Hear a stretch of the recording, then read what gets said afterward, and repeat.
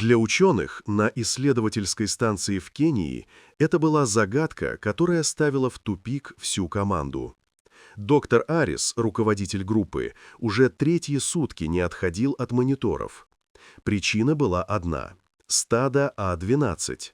Гигантское стадо слонов, насчитывающее более 30 особей, которое обычно проходило десятки километров в день, уже 72 часа стояло на одном месте. Это было не просто неестественно. Это было невозможно. GPS-трекеры, закрепленные на матриархе, показывали одну и ту же точку. Они не спали. Они не отдыхали. Они стояли плотным живым кольцом, и их встревоженное трубление эхом разносилось по саванне. «Что-то не так», — хмуро сказал Арис своей команде. «Очень не так.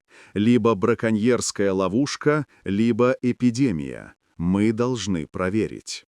Но подойти было нереально. Когда рейнджеры на джипе попытались приблизиться, стадо мгновенно сомкнулось, превратившись в серую, непробиваемую стену из бивней и мышц, готовую растоптать любого, кто посмеет нарушить их периметр. Они были на взводе. Тогда ученые приняли единственное верное решение – поднять в воздух дрон. Маленький, жужжащий аппарат взмыл в раскаленное небо.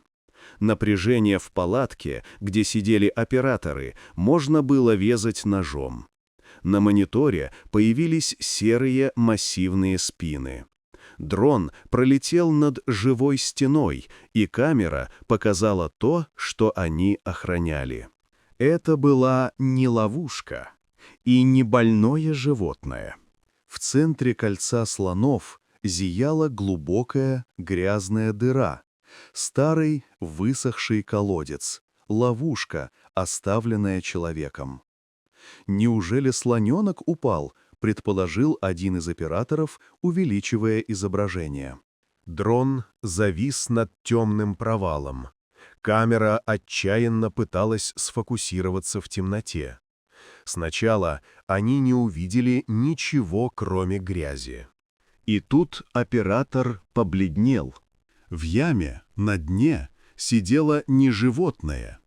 Прижав колени к груди, на них смотрел перепуганный, грязный, но живой маленький мальчик из местной деревни.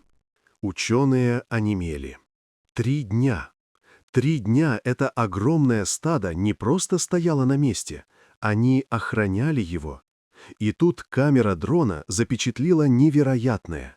Матриарх стада, огромная слониха, осторожно сорвала хоботом пучок свежей травы и, аккуратно свернув его, опустила в яму, прямо в руки мальчику. Они не давали ему умереть с голоду. Они стояли стеной, отгоняя стаи ночных гиен, которые наверняка учуяли бы легкую добычу. Они ждали помощи. То, что ученые приняли за агрессию, было самым невероятным актом милосердия и долга, на который способна дикая природа. Дорогие друзья, если вам понравилось видео, поставьте лайк, а также подписывайтесь на канал, где наши авторские истории выходят каждый день.